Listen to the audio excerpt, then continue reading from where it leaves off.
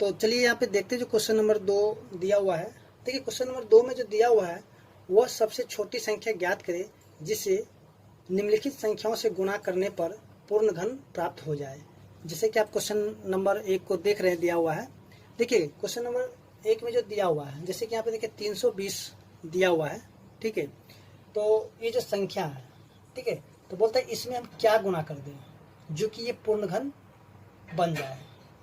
तो देखिए इसके लिए करेंगे क्या, 320 का कर लेंगे अभाज्य गुणनखंड, ठीक है।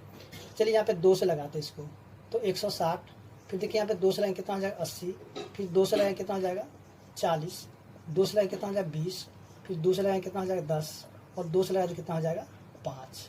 तो देखिए यहाँ पे 320 का जो अभाज्य गुणनखंड आ गया, क्या क्या आ गया है। देखिए यहाँ पे इसको हम करेंगे 3 का समूह बना लेंगे। देखिए ये 3 का समूह आ गया और ये भी 3 के समूह में आ गया, ठीक है। तो इसको लिखते हैं, देखिए 2 पे पावर में 3 गुना 2 पे पावर में 3 और गुना में 5। देखिए 5 यहाँ पे एक ही 5 है, देखिए यहाँ पे 5 एक है। अगर इसमें हम क्या करेंगे 2 5 और इसमें ला करके गुना कर देंगे तो ये जो संख्या यानी कि 320 है ये पूर्ण घन बन जाएगा, ठीक है। तो यानी कि हमें यहाँ पे कितने यानी कि कौन सी संख्या से गुना करना है, तो देखिए 5 को 5 से गुना कितना हो जाएगा 25 हो जाएगा, ठीक है। तो इसके लिए क्या करेंगे, थोड़ा सा जो है भाषा है थोड़ा सा उसको भी लिखेंगे। जैसे कि हम यहाँ पे लिखेंगे, देखिए 5 जो 3 के समूह में नहीं है तो लिखेंगे 5 3 के समूह में नहीं है, अतः 320 पूर्ण घन नहीं है, ठीक है। तो अब देखिए यहाँ पे क्या लिखेंगे कि इसे पूर्ण घन बनाने के लिए, देखिए यहाँ पे कितने 5 की आवश्यकता है, यानी कि 2 5 का, तो यहाँ पे लिखेंगे 2 और यानी कि 2 और 5 की आवश्यकता है, 2 और 5 की आवश्यकता है, ठीक है। तो इसलिए जो अभिष्ट संख्या हो जाएगा क्या हो जाएगा,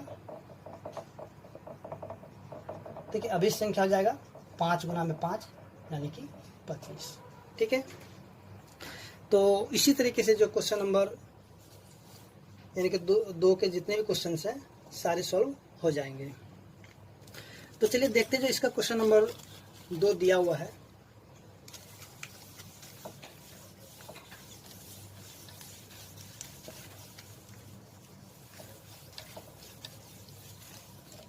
तो देखिए क्वेश्चन नंबर 2 का जो एक में दिया हुआ है, सॉरी 2 का 2, देखिए 2 का 2 में दिया 243, ठीक है। तो 243 का भी क्या करेंगे अभाज्य गुणनखंड कर लेते हैं।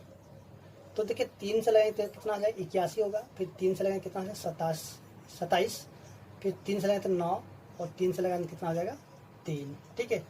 देखिए 243 का जो अभाज्य गुणनखंड करने का क्या क्या आ गया है, देखिए यहाँ पे 3 के समूह में है और ये 3 के समूह में नहीं है, तो यहाँ पे 3 पे पावर 3 और गुना 3 पे पावर 2 है। देखिए यहाँ पे 3 पे पावर 2 है यानी कि कितने यहाँ पे कितने, सॉरी यहाँ पे चलिए हम लिखते हैं इसको 3 गुना में 3। तो देखिए यहाँ पे अगर एक 3 और ला करके हम रख दे तो ये भी क्या हो जाएगा एक पूर्ण घन बना देगा, यानी कि जो 243 ये पूर्ण घन बन जाएगा, ठीक है। तो हम लिखेंगे यहाँ पे 3 के समूह में नहीं है, ठीक है, अतः 243 पूर्ण घन नहीं है, ठीक है। उसके बाद लिखेंगे इसे पूर्ण घन बनाने के लिए एक और 3 की, ठीक है ना, मतलब कि एक 3 और ला के रख देंगे तो ये पूर्ण घन बन जाते हैं। एक और 3 की आवश्यकता है, ठीक है। तो हम लिखेंगे अतः या फिर इसलिए अभिष्ट संख्या क्या हो जाएगा अविष्ट संख्या हो जाएगा 3। तो इस तरह से हम देखें जो क्वेश्चन नंबर 2 था सॉल्व हो चुका है और उम्मीद करते हैं कि आपको समझ में आ गया होगा। तो चलिए देखते हैं इसका जो क्वेश्चन नंबर 3 है।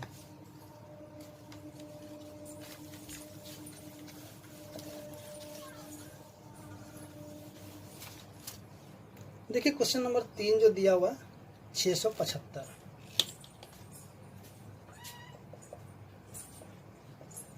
तो 675 का भी क्या करेंगे, अभाज्य गुणनखंड कर लेते हैं। चलिए यहाँ पे 3 से लगा देते हैं। तो 3 दूनी 6 और 25 से 75, फिर 3 से लगा देंगे कितना हो जाएगा 75, फिर 3 से लगाएंगे कितना हो जाएगा 25, और इसको 5 से लगा देंगे तो कितना हो जाएगा 5।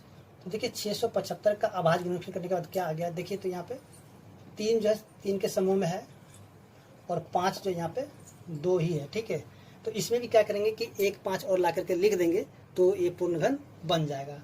तो हम यहाँ पे लिखेंगे क्या, 5 3 के समूह में नहीं है, अतः 675 पूर्ण घन नहीं है। ठीक है, इसे पूर्ण घन बनाने के लिए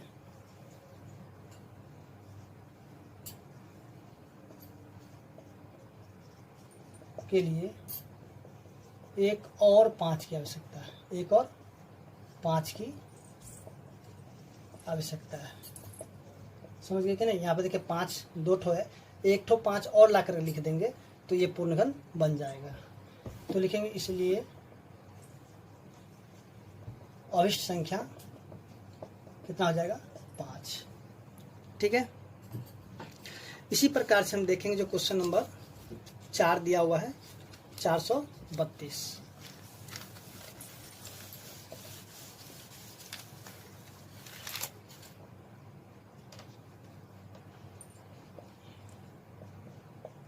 तो चलिए यहाँ पे 432 का भी क्या करेंगे, अभाज्य गुणनखंड। तो 2 से 2 16, फिर 2 से लेंगे कितना हो जाएगा ये 2।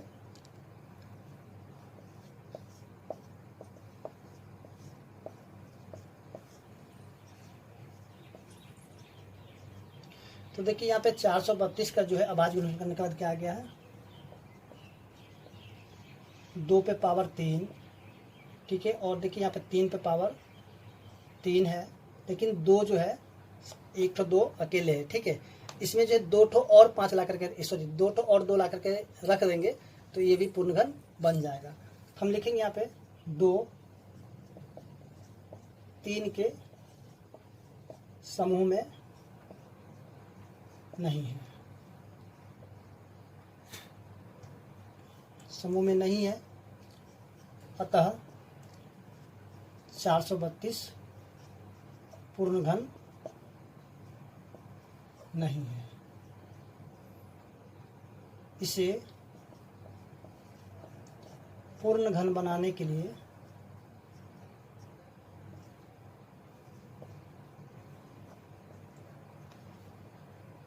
दो और 2 की आवश्यकता है। इसलिए अविष्ट संख्या क्या हो जाएगा, यानी कि 2 गुना में 2 तो हो जाएगा 4। तो इस तरह से हम देखें जो क्वेश्चन नंबर 4 था सॉल्व हो चुका है और उम्मीद करते हैं कि आपको समझ में आ गया होगा। तो चलिए देखते हैं जो क्वेश्चन नंबर 3 दिया हुआ है। देखिए क्वेश्चन नंबर 3 में जो दिया हुआ है वह छोटी से छोटी संख्या ज्ञात करें जिसे निम्नलिखित संख्याओं से भाग देने पर भागफल एक पूर्ण घन प्राप्त हो जाए। ठीक है, जैसे कि क्वेश्चन नंबर देखिए यहाँ पे 3 का जो 1 नंबर में दिया हुआ है कितना 256। ठीक है, तो देखिए 256 का कर लेते हैं अभाज्य गुणनखंड। ठीक है, तो 2 से लाइन कितना हो जाएगी ये, यानी कि 128, फिर 2 से 64, 2 से 32, 16, 8, 4 और 2। देखिए 256 का जो अभाज्य गुणनखंड क्या आ गया है देखिए सबको 3-3 का समूह बना लेते हैं, इसका 3 का समूह और ये भी 3 का समूह, ये 3 का समूह नहीं बना है। ठीक है, तो 2 पे पावर 3 गुना 2 पे पावर 3 और गुना 2 पे पावर 2 है। तो देखिए 2 जो यहाँ पे 3, ये वाला 2 जो है 3 के समूह में नहीं है, यानी कि देखिए 2 पे पावर 2 यानी कि 2 गुना में 2 यानी कि 4। ठीक है, अब देखिए 256 में अगर हम 4 से जो भाग लगा देंगे तो जो इसका भागफल होगा वो एक पूर्ण घन प्राप्त होगा। तो इसमें से हमें क्या करना होगा, इस संख्या को यहाँ से हटा देना होगा। ठीक है, तो चलिए यहाँ पे जो है सॉल्व करते इसको। जैसे कि यहाँ पे देखिए, यहाँ पे लिखेंगे 2 3 के समूह में नहीं, ये वाला 2। ठीक है, 2 3 के समूह में नहीं है, अतः इनमें, अब देखिए यहाँ पे 2 पे पावर 2, ठीक है, इसको हम लिख देंगे कितना, अतः इनमें, यानी कि 2 पे पावर 2 यानी कि 4, तो 4 से देखिए जैसे कि हम देखें 2 पे पावर 2 कितना होता है 4, तो अतः इनमें 4 से भाग देने पर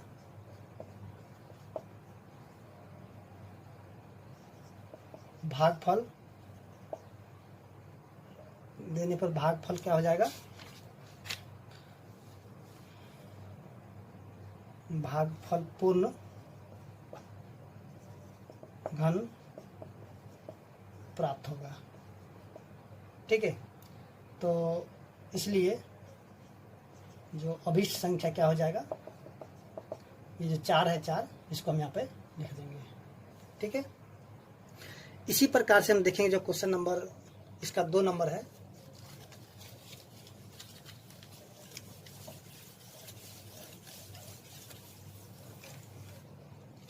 तो इसका जो क्वेश्चन नंबर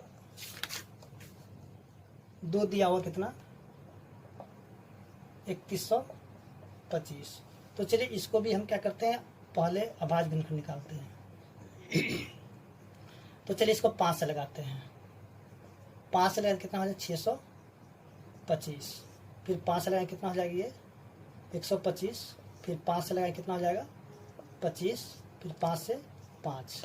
ठीक है, तो देखिए यहाँ पे 3125 का जो अभाज्य गुणनखंड कितना आ गया है, देखिए 5 पावर 3 गुना 5 पावर 2, यानी कि अगर हम 5 पावर 2 यानी कि 5 पावर 2 तो कितना हो जाएगा 25, यानी कि 3125 में जब हम 25 से भाग लगा देंगे तो हमें पूर्ण घन प्राप्त हो जाएगा। ठीक है, यानी कि ये संख्या क्या फालतू, तो इसको हम क्या, इसको यहाँ से हटा देंगे। तो चलिए यहाँ पे हम लिखेंगे क्या, 5 3 के समूह में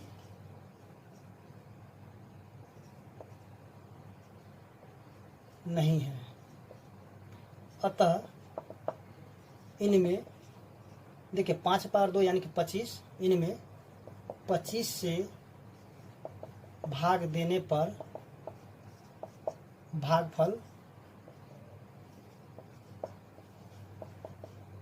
पूर्ण घन प्राप्त होगा। ठीक है, तो इसलिए अभिष्ट संख्या क्या हो जाएगा, यानी कि 5 पावर 2 यानी कि 5 गुना में 5 यानी कि 25। ठीक है, इसमें हम क्या करेंगे 25 से भाग लगा देंगे। ठीक है, तो ये जो पूर्णघन प्राप्त हो जाएगा। इसी तरीके से देखते जो क्वेश्चन नंबर 3 दिया हुआ है 1408।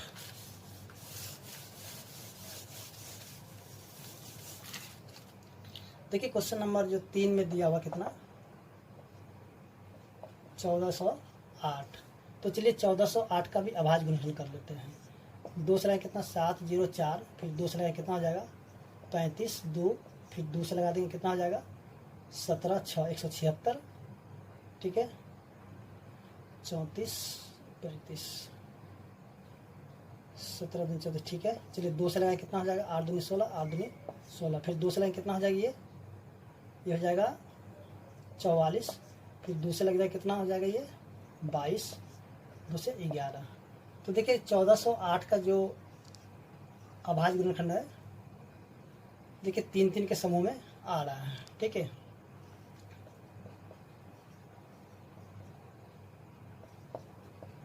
अब देखिए यहाँ पे 2 और 11, ठीक है, ये 3 के समूह में नहीं आ रहा है, तो यहाँ पे हम लिखेंगे 2 और 11,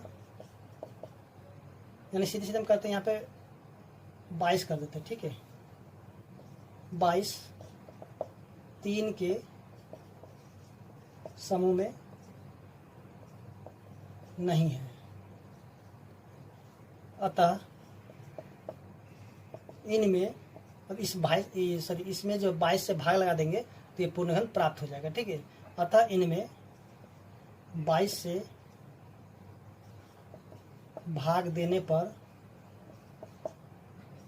भागफल पूर्णघन प्राप्त होगा। तो इसलिए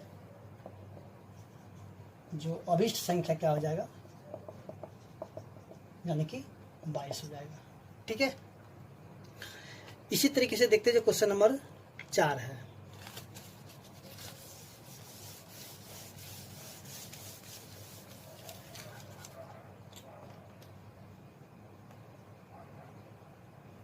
देखिए क्वेश्चन नंबर 4 में जो दिया हुआ है 192, तो 192 को भी अभाज्य गुणन कर देते, कितना हो जाएगा 2 से, तो 9 दूनी 18, 6 दूनी 12, फिर 2 से कितना हो जाएगा 48, फिर 2 से 24, 2 से 12, 2 से 6, 2 से 3, तो 192 का जो आ गया है ये 3 के समूह में आ गया, ये भी 3 के समूह, 3 जो 3 के समूह में नहीं है, ठीक है। तो यहाँ पे करेंगे क्या कि अब देखिए 3 के समूह में नहीं है, अतः इनमें 3 से भाग देने पर भागफल पूर्णघन प्राप्त होगा। तो इसलिए जो अभिष्ट संख्या है क्या हो जाएगा 3 होगा, ठीक है।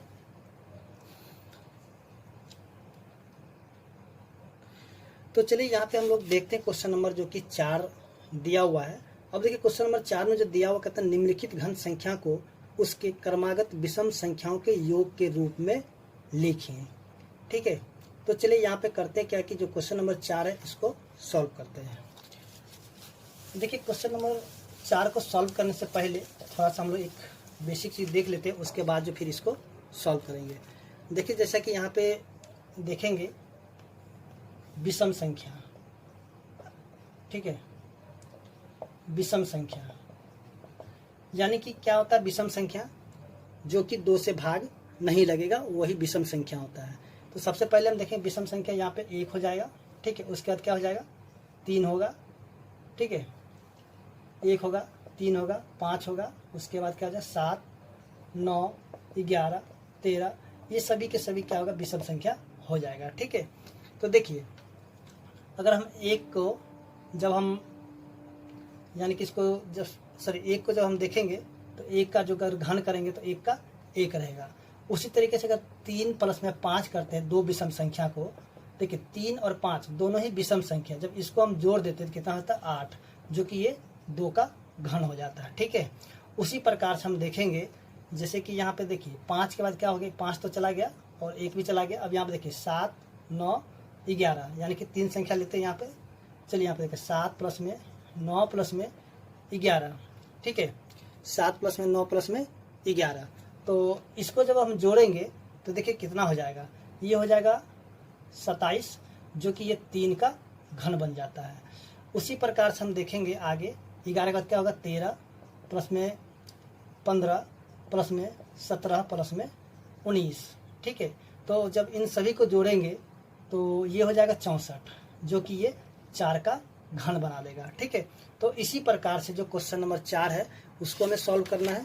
तो देखिए क्वेश्चन नंबर 4 में जो दिया हुआ सबसे पहले यानी कि 2 पे पावर 3, तो इसमें बताना कि कौन से दो संख्या हम ले ले जो कि ये जो है यानी कि घन बन जाए। दो विषम संख्या लेना है जो कि 2 का घन बन जाए। ठीक है,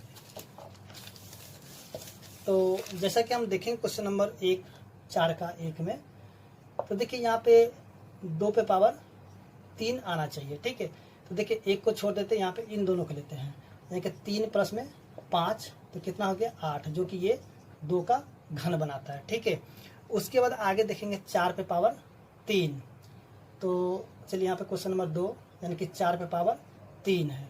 तो देखिए यहाँ पे हमें क्या करेंगे कि अब देखिए जैसा कि अभी हमने देखा था कि 13 प्लस में 15 प्लस में 17 प्लस में 19, तो इन सभी को जब हम जोड़ दिए थे तो कितना हो गया था, ये हो गया था 64, जो कि 4 का घन बना रहा था।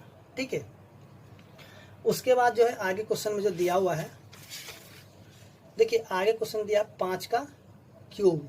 तो देखिए 5 का घन क्या होगा, तो चलिए इसका क्या करते हैं, ऊपर से थोड़ा सा हटा देते हैं।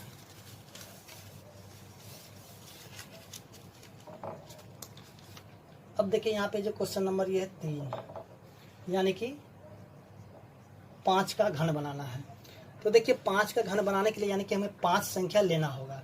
तो देखिए यहाँ पे जो है 4 का जब हमने यहाँ पे घन किए थे तो यानी कि लास्ट संख्या क्या था 19 है, तो हम क्या करें 19 को छोड़ देंगे। ठीक है, 19 के बाद कौन सा आएगा विषम संख्या, तो 21 आएगा, उसके बाद आएगा 23, उसके बाद आएगा 25, उसके बाद आ जाएगा कितना 27, और उसके बाद आ जाएगा कितना 29।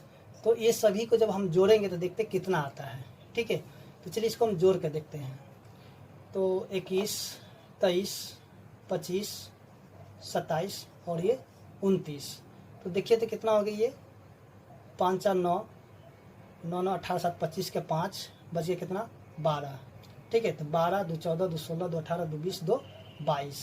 ठीक है, सॉरी यहाँ पे गलती जो आ गया है, तो चलिए यहाँ पे 9 7 16 5 21 9 7 16 16 5 21 21 3 24 1 25 के 5, सॉरी यहाँ 25 के 5 बच गया 2। ठीक है, तो 2 2 4 2 6 2 8 2 10 2 12। देखिए यहाँ पे 125 आ गया है ना, तो यानी कि ये जो हो गया 125, जो कि ये 5 का घन बना रहा है। ठीक है, उसके बाद देखेंगे इसी प्रकार से जो कि क्वेश्चन नंबर इसका जो 4 नंबर दिया हुआ है, तो देखिए 4 नंबर में जो दिया हुआ है 8 का घन। ठीक है, तो एक चीज देखिए यहाँ पे जब हम यहाँ पे 5 का जब घन किए थे तो हमें यहाँ पे 29 तक लेना पड़ा था। ठीक है, तो अब हमें यहाँ पे करना क्या है, हमें लेना है 8 का घन। तो 8 का घन के लिए हम क्या करेंगे कि देखिए, अब देखिए एक चीज़ हम आपको यहाँ पे बताते हैं, देखिए 6 का जब घन करेंगे तो 29 के बाद की संख्या लेना होगा, यानी कि 29 का क्या आता है 31, 31 के बाद 33, और 33 के बाद क्या लेना होगा 35, 35 के बाद क्या लेना 37, 37 के बाद क्या लेंगे 39। देखिए कितने संख्या हो गया 1 2 3 4 5। ठीक है, उसके बाद लेंगे 41। तो ये जो है ना 6 का घन बन जाएगा, यानी कि ये 6 का घन हो जाएगा। ठीक है, 6 का घन यानी कि 216, 36 गुना में 6 36 37 38 21, चलिए यहाँ पे 216 हो गया। ठीक है, यानी कि ये हो गया 6 का घन, और हमें लेना है किसका 8 का घन। तो देखिए अब यहाँ पे 41 है, तो 41 के बाद क्या है, अब देखिए 7 का घन करते हैं। चलिए यहाँ पे देखिए इसको समझ लीजिए, उसके बाद फिर 8 का घन निकाल लेंगे। तो 41 के बाद क्या हो जाएगा 43, उसके 43 के बाद आएगा 45, 47, 49, 51, 53, 2 2 4 2 6 और एक और लेना 53 के बाद 55। ठीक है, यानी कि ये हो जाएगा कितना, ये हो जाएगा आपका यानी कि 7 का घन 49, यानी कि 343 हो जाएगा। चलिए यहाँ पे गुना कर 9 का 3 बच गया 6 और 34। ठीक है, 343 हो जाएगा ये, यानी कि ये हो जाएगा 7 का घन। तो देखिए हमें लेना है कितना 8 का घन। तो देखिए इसका जो अंतिम संख्या है 55 है, तो 55 के बाद विषम संख्या कौन सा होगा, तो यहाँ पे हो जाएगा 57। चलिए इसको अब यहाँ पे मिटा देते हैं। ठीक है, तो 57 का क्या होगा 59, 59 का तो होगा 61,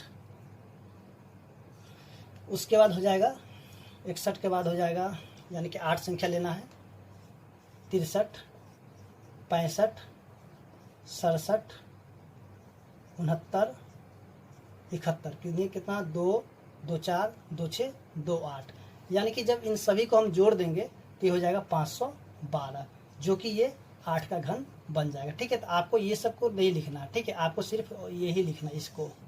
ठीक है, ये सिर्फ आपको समझाने के लिए किया गया। तो उम्मीद करते हैं कि आपको जो क्वेश्चन नंबर 4 समझ में आ गया होगा।